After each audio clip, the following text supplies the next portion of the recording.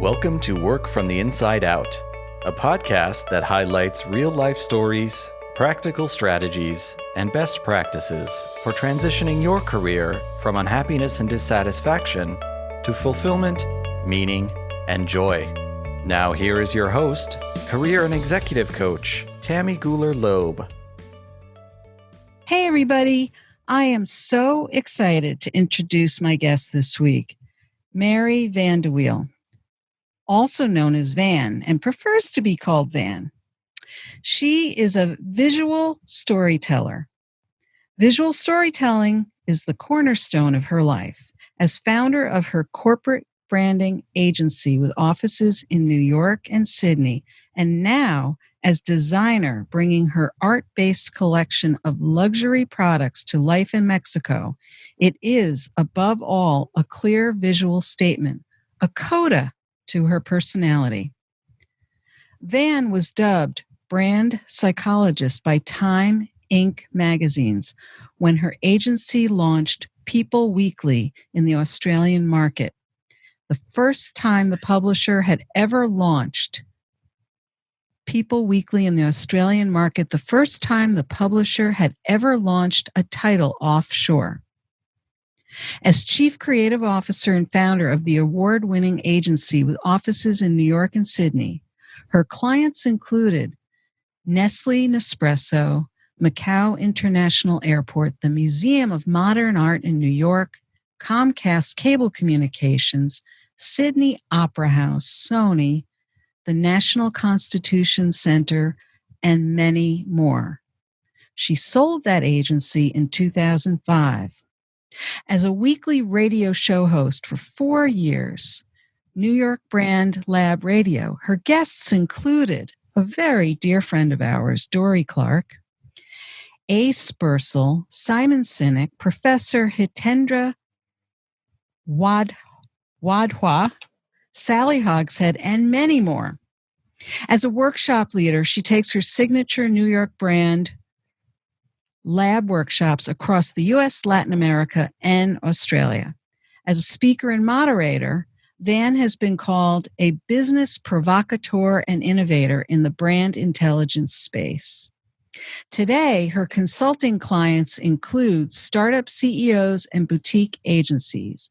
Recently, she was invited to guest lecture at the University of California, UCLA, on city branding, as well as lecturing on branding at the University of Sydney Business School's master's program. Van also collaborated on the storytelling content for the University of New South Wales Centre of Social Impact. As a weekly contributor to Dan Schwabel's personal branding blog, she also wrote for Entrepreneur Online. She's been quoted and featured in Inc. magazine, Entrepreneur, Reuters, Investors Business Daily, American Express, Open Forum, and the Australian Financial Review.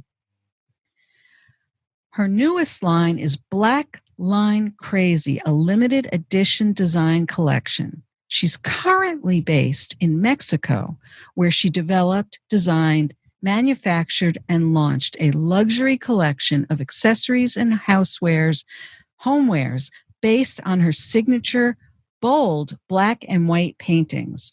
With 2 successful exhibitions in Australia and Mexico, her first public art installation, What Were You Thinking?, was unveiled in New York City in mid-September 2019 at 1285 Avenue of the Americas and West 51st Street in the UBS corporate lobby. Hopefully when we're through this COVID thing, some of us can go see it. So please join me in welcoming Van de Wiel. I'm sorry, I keep messing up your name, Van, but welcome to Work from the Inside Out. Oh, Tammy, it's terrific. I'm thrilled to be here with you. You know, you have done so many different things with your life. You've lived all over the world. You've touched so many people's lives. So Work from the Inside Out, it's all about all the things that we do in our lives to try to make our best lives and live from the inside going outward. So tell us about your early years and how that formed or shaped or created where you are today. Take us through through your history and tell us what you're doing today. In a nutshell. Well, maybe a little more than a nutshell. Yes. Okay, Tammy, that's a great question. Well, in the brand, I've been in the branding, as I like to call it, the brand intel or brand intelligence space for the last 30 years. And I think there's a reason that I got to this spot, because basically my family, my sister and I were born in Maracaibo in Venezuela, where my father, a Dutch sea captain, was working for Shell. And my mother was a Canadian naval nurse. So they were both Navy people. Can you imagine? Huh. So we lived there till I was 11. And then we went to Canada and then to Holland. And then my mother died very suddenly of cancer. So my father just didn't want to stick around. So he found a job in Australia in the dredging. He was a director in the world of dredging, if you could imagine. Mm-hmm. So by the time I was 15, 16, we were in Australia. And I think what happened to me is that the way I survived, not that it was, well, I mean, losing my mother wasn't ideal, but the way I sort of managed to survive was I sort of sniffed the landscape for clues. Because, as a kid, when you're 11 and you go to a new school and then you go to another school when you're 12, it becomes very difficult. So I would sort of sniff the landscape for clues, to see what kind of meaning and purpose and I could sort of create for myself. Because, as kids, you always want to fit in. Not that we care much anymore, but we want to do that. So that's how I kind of managed. And my sister didn't do that. She just didn't. I mean, she survived beautifully, but she had a different pattern, and that was mine. And so it was the way I could work out how to give things meaning.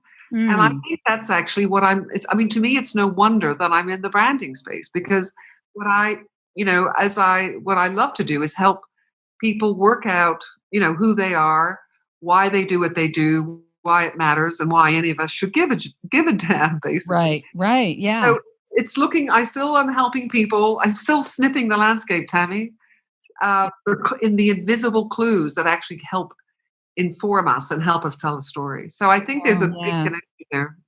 Yeah. So did you spend many years living in Australia? Did you go to university in Australia and all that? Yep. I finished school. I wasn't thrown, but I was in a private girls' school because it was near the house. My father didn't know. And that was very difficult from being in the American school in The Hague, which had boys, that was an adjustment. No, I went to university and then I wanted to teach because I've always loved teaching, and I'm still teaching basically. Yes. And I loved teaching. I taught for a year and a half, 2 years, but then I went to the School of Visual Art because I just knew that I wanted a bigger arena, and I didn't think I could stay in a girls' school in Sydney suburbs for 40 years, So I went to the School of Visual Art in Sydney, and then I got into, I loved copywriting. So I got into a small ad agency and was copywriting and art directing. And then at, 29, I decided I had to get to New York. So, so I went to New York and I was there all of my 30s, which is where I was studying. Well, I was in marketing and sales and advertising and, and PR. I think that was the foundation that was my learning ground for opening up my own agency. It was so in other words, for most of your 30s, you spent in New York working for agencies or for other people? Other people, agencies, in different roles. I was in multimedia with the multimedia firm. So I was in sales, which, is important, and marketing and design. So it was an incredible training ground. And then I went back to Sydney when I was 40 and ended up helping Murdoch Magazine's launch New Woman magazine. And then I opened up my own agency after that. So what made you, if you don't mind me asking, what made you decide? I mean, New York is such a vibrant place to be in that marketing, branding, design world. What made you decide to head back to Sydney after, I guess you were there, what, about 10 years, 10 yeah. years? What made you head back to Sydney? I had a lot of friends who were beginning to leave New York at that time. Uh-huh. And I was also trying to work out, is this a place where I want to live, for the next, well, for many more years? And Hmm. I had a very close relationship with my father and some family there. And I don't know, at a certain point, I suddenly thought, you know what, am I going to commit or not? Ah, Um, and of course, I went back and got this amazing opportunity and started my agency, which I probably never could have done in New York. But, fast forward, to 2000, I moved back to New York and I got married for the second time to ah, an American artist. So I was back in New York for another 15 years. ah, So I didn't leave. I didn't leave forever. I mean, uh-huh, I was missing it, and I did go back. uh-huh. Um, so yeah, I straddled Australia and New York for quite a while. I guess in the kind of work you were doing too, you really could straddle those worlds. Yes. No. Well, as I was telling someone the other day, J. Walter Thompson, the big ad agency, Yeah. wanted to buy what came knocking on the door and wanted to buy my agency. And I said, no, thanks. Ah, My father never got over it. My friends never got over it. But I wanted the freedom. And it was only a year and a half after that I left. I left Sydney and opened a New York office. So yeah. So yeah. It's funny, isn't it? What calls us, Tammy? What calls us? And we have to heed the call, like being on a hero's journey or not. right, right. So yeah, I was a back and forth for quite a while. Yeah. It sounds like you did quite a bit of that most of your life. You you were moving from one Yeah. place to another. That was kind of a, I mean, I don't know that you really knew any differently than to move from one place to another. No, it felt and still feels very effortless. It's like, I packed the night before and it feels like I'm just getting into a cab, going Yeah. somewhere. I don't make, I have friends who have a fear of flying or can't do it. And I guess it's just, I sometimes wonder what it'd be like to have lived in the same town all your life or something. And I think it would be amazing. But we each Yeah. have different journeys, don't we? So Yeah, we do. We we do. learn from those, I guess. We learn from Yeah. So you held on to your agency. You turned down a big offer to be bought, so to speak. right. Um, and so what were those years like owning your own agency, knowing that another bigger place wanted you? What kinds of things were you working on at that time? You mean before I went back to New York? Or even once you went back to New York? Yeah. Well, I did sell. I had the agency in New York. We worked on some wonderful projects. Even the Brooklyn Chamber of Commerce was an amazing project. It was a small one, but it was thrilling. And we had an office in Dumbo in New York. So it was just across the Brooklyn Bridge. Yeah. Uh, uh, I did sell the business in 2005. It wasn't to a big agency, but I did that. And then I started consulting, with with not so much to worry about, basically, in terms of getting people to, staff and everything. But Mhm. it was very exciting, Tammy. I don't know. Yeah, we work with all different. Well, we launched the National Constitution Center in Philadelphia, which is the first museum dedicated to the Constitution. That was, pretty remarkable. And I had wonderful freelancers, and I don't know. Yeah. It was wonderful being back, and Mhm. and not having to sort of work out which subway to take because I already knew. I already knew how the city worked, Yeah. Um, but we were, I wasn't in the studio when 9/11 hit, uh, but a lot of people in our space actually could see what was happening, and it was pretty terrible time, obviously. Yes. Yes. Um, Yes. Yeah. but Where were you that day? I was a member of the New York Association of Women in Advertising, and I had been to a meeting at like 7:30 in the city, and I was on my way back around 9:15 in the subway on the F train, and it kept stopping. And I was reading the paper, the Times, and it kept stopping. And eventually they said, we're going to stop. It was, I think, Delancey Street. I think that was the station. Yeah. And we got out, and of course, there were sirens and smoke, and everybody was lined up to talk all the cell phone service was down. So there was lines of people, waiting to talk to the public telephones, which aren't up on the streets anymore. Right. Right. It was, shocking time, Yeah. So you were right there in the city, though. Yes. Yeah. Yes. And I met my husband and people from our office who were also, some of them in the city, at a wonderful bar 6. I think 6th Ave, I can't remember, it was downtown. And we saw a guy came in and sat down and had 3 whiskeys. And he was totally covered in white because he'd walked from the World Trade Center. So it wasn't hard. Everybody was shocked and staggering around. It was like being in a film. It was hard to believe. Yeah, I bet it was just totally surreal. Yeah. Yeah. Totally. Yeah. So here you are. Right. So you sold the business in 2005, and what was behind that decision?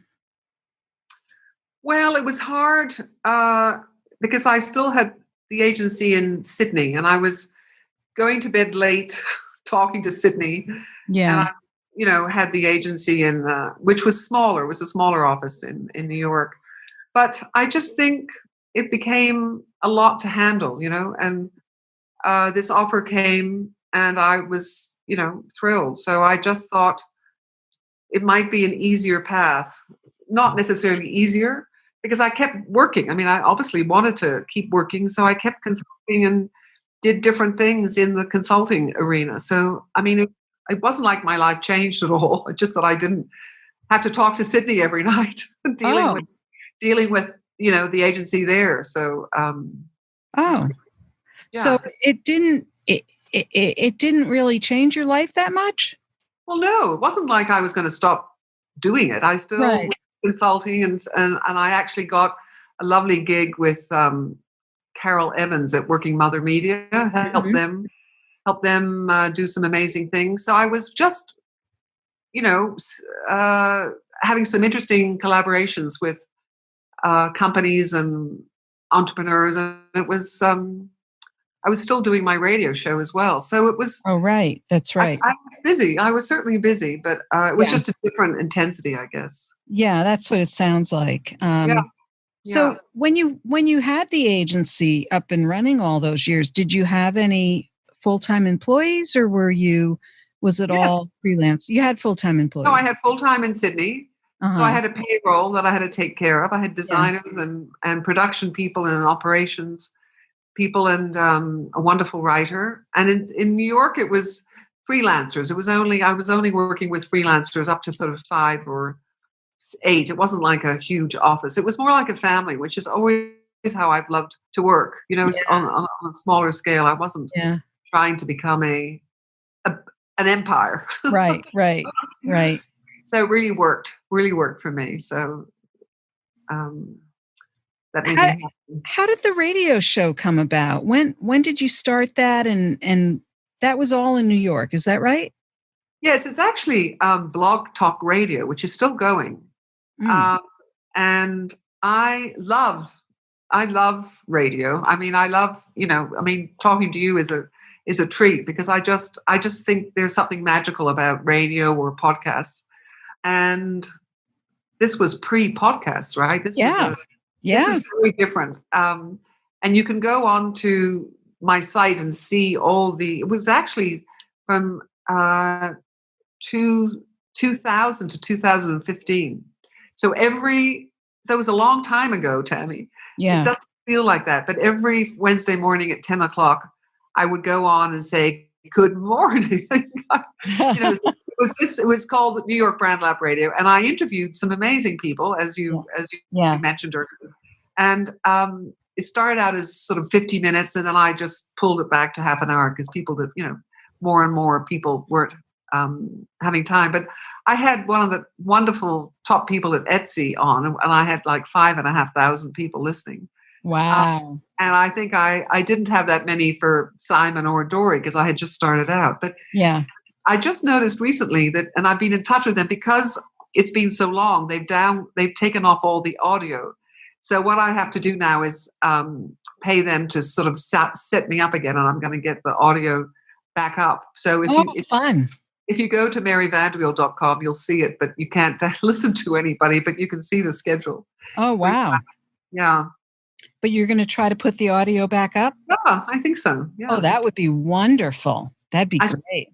I just haven't been paying attention, and it was up for a long time, but I think they decided this person's not coming back. So they took it down. So well, you were a pioneer then. You were a trendsetter back then. Well, because I think, I love the podcast. I love what you're doing. I've listened to yours, and I think it's very special. And people have time to listen because they can, go out. Anyway, I think it's a wonderful thing what you're doing. Yeah. So that was something that you did because you were able to talk about branding and talk about business and all the things that you were interested in, but it was just another way to reach. I would imagine it was another way to just reach a different audience, a different public with radio. Yeah. No, it was, and I had fun promoting it. And at the end of every, this is what I did at the end of every show, Tammy. I was like 5 or 7 minutes. I would dare, if I had an interview, someone on the show, which I often did, I would dare them. It was a dare I dared them to come up with a dare for the audience as to how to rethink their brand, how to step up to the plate, how to reframe their thinking. And some of the responses were amazing, absolutely amazing. I'm thinking I should do a book of all the dares, from Simon Sinek. I must look up, once I get them up again, I must see what Dory Clark had to say, what she dared everybody. I would love to hear what Dory said, and I would love to hear what Simon Sinek said. Do you remember? Yeah. Do you remember? You don't remember what he said either? I think Simon actually was along the lines that you have to follow your passion. Yeah. There's no option. If you're not doing that, you're just, it's a waste of time. Yeah. Another wonderful interview I had was with Karen Karp. She's a top person in the food business in New York. Yes. She said, I dare you to carry an apple or a banana in your bag every day. And when you see a homeless person on the street or in the subway, go over, kneel down and chat to them and offer them a piece of fruit. I thought that was amazing. Yeah. Any other dares that you remember that stand out to you? I remember Brian Collins. Do you know him? He has a huge ad agencies in New York. And the name rings a bell, definitely. Very, very, very clever guy. And he said, go vegan for a month. Because he said your mind will change, your thinking will you'll notice a difference because this is what he had done in the last few months. Yeah. And he said, he really has noticed a difference in how his creativity and his thinking process has changed, which I was very impressed with. I thought, wow, imagine that. Yeah. Be more creative, go vegan.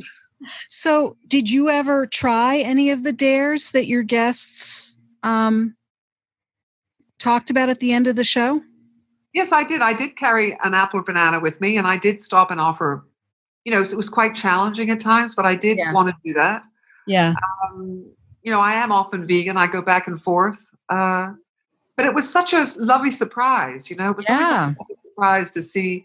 and so unexpected, which is the fun part, isn't it? When people come up with something like that. Well, it's just a great way to help people just get out of their own heads and think a little differently, get them to be creative. I mean, isn't that what we're trying to do? Exactly. With our creativity, with our branding. It's certainly what I'm trying to do with this podcast. So tell us, since you sold the business, you continued to do the radio show, you continued to really stay just as busy. When did I think you had told me that you had moved to California and then you moved to Mexico. Is that right? Well, yes, I went to Australia and from New York, and then we got divorced. I went to Australia, and then I went to LA, thinking, and I was teaching at UCLA a few branding lectures as a guest lecturer, and I was leading some New York brand labs. But I really had decided that I wanted to print some of my paintings onto some messenger bags. I'd always loved seeing those, those courier dudes. Yeah. In New York with those vinyl messenger bags up and down Avenue of the Americas with all their crazy gear. So I decided that I've always loved messenger bags. I always like hands-free. So I tried to do it in LA because it's the, manufacturing capital of the US. Yeah. But I was in the car all the time. Right. And then I eventually got a little frustrated. So I came down here to San Miguel de Allende, where I am in Mexico, just for a month. A friend offered me their casita for rent. I thought, let me just get out of LA because I was not enjoying it. Basically, it was just being in the car. I thought, I don't know that I can do this. Yeah. So I was, and then I was here for a few weeks, and I started to meet some people who introduced me to people in León, which is the leather capital of Mexico. And I suddenly thought maybe I could do it from here. It just seemed much more accessible. So, and I began to realize that it was a possibility. And then I think I might have told you when we first talked, Tammy, someone showed me this abandoned house 5 minutes from the center of town. And I walked in to the garden and the house whispered, "What took you so long?" That's right. You did tell me that. I love that. Yeah. So I couldn't say no. And so this is where I am and where I've created the whole line of Black Line Crazy. It's been quite magical, Yeah. And so there's a couple things I'm remembering from our conversation. I believe that you said you just started painting and sort of discovered a whole nother part of yourself when you started painting.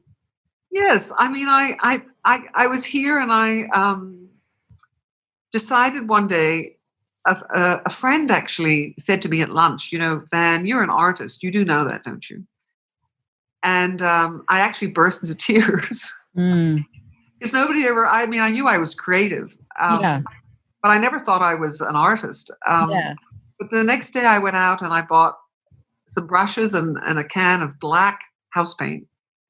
And I found a place where I could, as a small studio, which is actually very near here. And I started to paint floor to ceiling.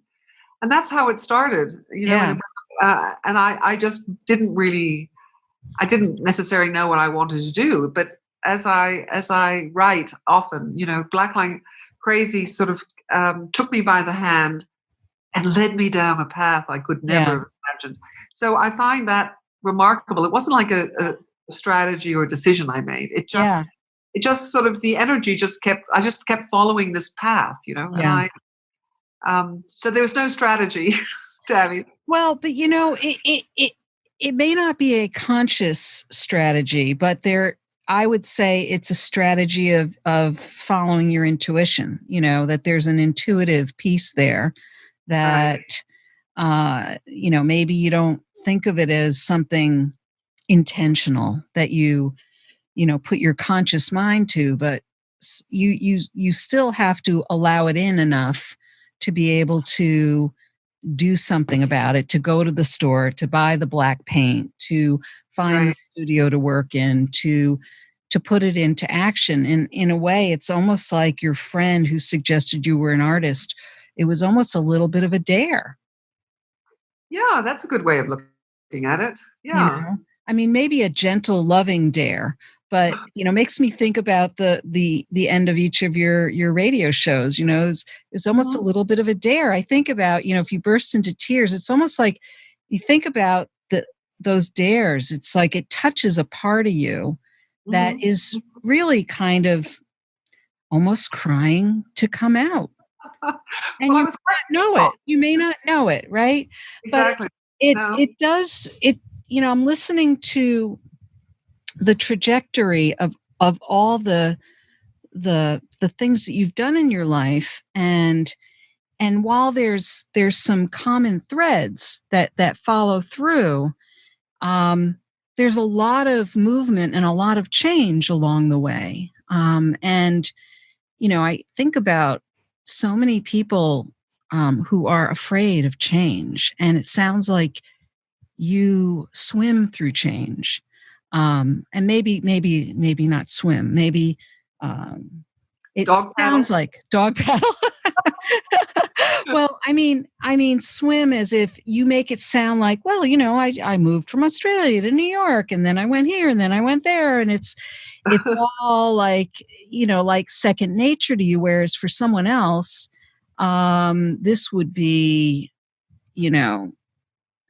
Yeah. traumatic almost. For you, it's a very natural process. It doesn't mean that it doesn't involve some work and some effort and maybe even some stress along the way. But, and of course, you mentioned your divorce. So, we know that divorce is not an easy process.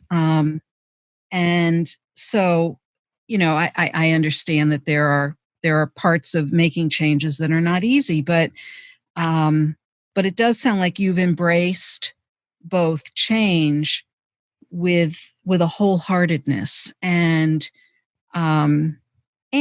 you walked into that house and it said, what took you so long, and you listened to that. I think some people would have heard that and just almost put their hands over their ears and walked away. Or, and I'm not saying it to be critical of other people, but I do think there's a way in which you've allowed life to show up, and you've kind of, the door cracked open and you opened the door and stepped through the threshold, and continued to create, or continued to find new ways to create. And it just makes me, and I love the whole notion of the dare. I almost want to say, if you were to say something to my audience, a lot of people in my audience are thinking about what is their next move? What are they looking to do to, find their work from the inside out? What would you dare them to do? Oh, that's a good question, Tammy. I mean, if I'm going to wear my brand hat, right?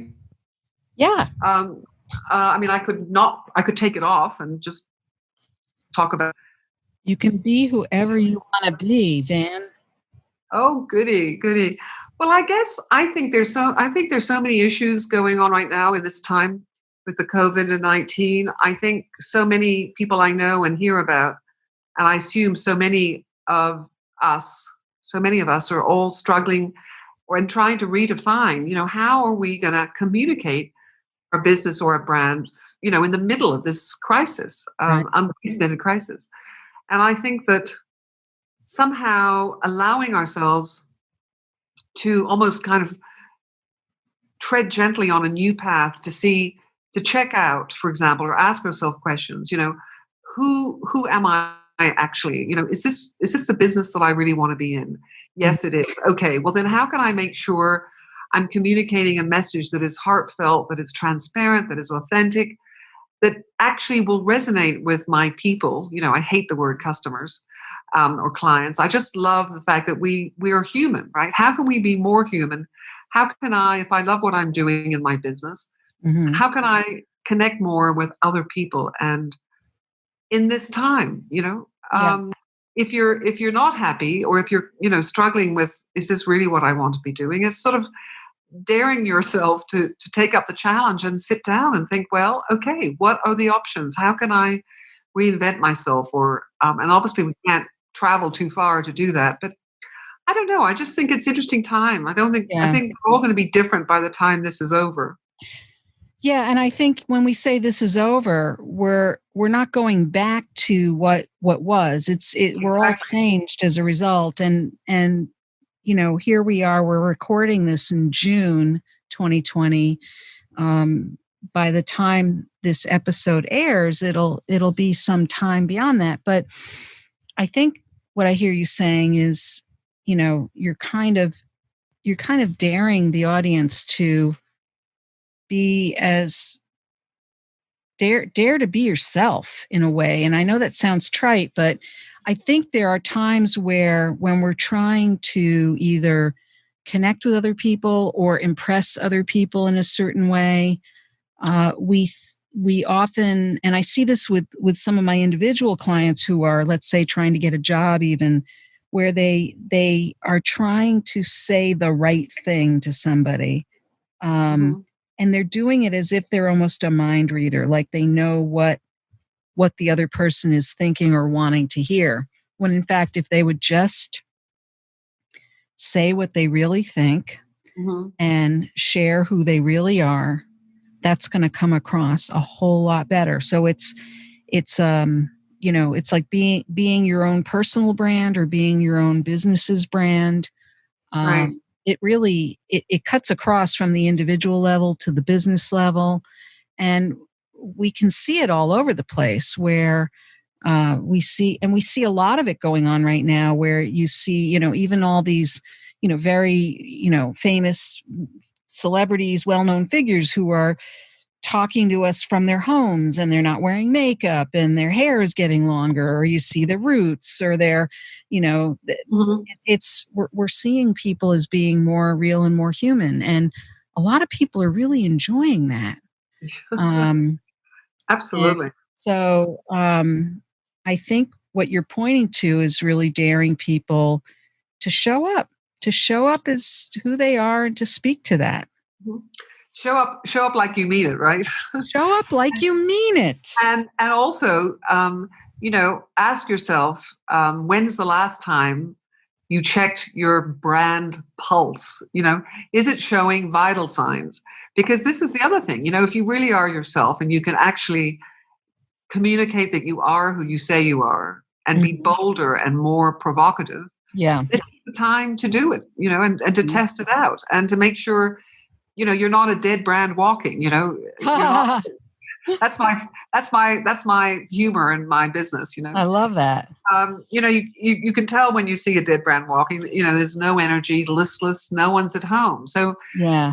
the lights are out. So you want, whether people are looking for jobs or new positions or redesigning their own business, you want people to know the lights are on. Blink, Yeah. blink, blink. Right? You want people to know the lights are on. Oh my goodness. Oh boy, that was a So, good dare. I'm glad you put me on the hot seat for that. I've never well, had that. really, oh my goodness, I love it. No. Van, I knew you could do it. I just knew you could do it. So, if people want to learn more about what you're up to today, where can they find you? Uh, okay, Tammy, thanks. Well, it's the branding site is Mary Van de Wiel, which is Mary Van VANDE and then WIEL.com. I know why you said Wiel, because that's what it looks like, but it's in Dutch it's van der Wiel. You pronounce Ah, W with a V. And I'm on Instagram all the time, at Mary Van der Wiel and at Blackline Crazy. So say hello. Say hello. Say you heard Tammy and I talk, and or blacklinecrazy.com, which is yes. where you can read about see all the bags, and even the paintings are being hand woven into rugs. I was just going to mention the rugs, because I did go take a look at everything on there. Ah, right. Yeah, beautiful. And all of that will be in the show notes, so that we'll make it we'll Wheel. we'll make it very easy for Oh, I people to like that. find you. Um, I like so Van, Thank you. Thank you, thank Tammy. you so much for joining me here today. It was really a delight, and I'm just so excited to see what comes next for Black Line Crazy and all the other work that you're doing. Oh, well, thank you so much, Tammy. It's so lovely to connect with you. And I salute you and your wonderful podcast and all the work that you're doing and helping individuals and organizations. It's inspiring. So, and I think your whole concept behind the podcast is terrific from the inside out. It's thank really you. great. Well, so deep bow to you. Oh my goodness. Well, thank you so much, Van. Whoa. All right. Thanks. I hope you enjoyed my interview with Van der Wiel. It was so interesting to speak with her, to learn about her professional and personal journey. What is your key takeaway from our interview? If you're interested in any of the resources or links mentioned in today's podcast, you can find them on the blog page of my website at tammygulerloeb.com. Just look for episode 091.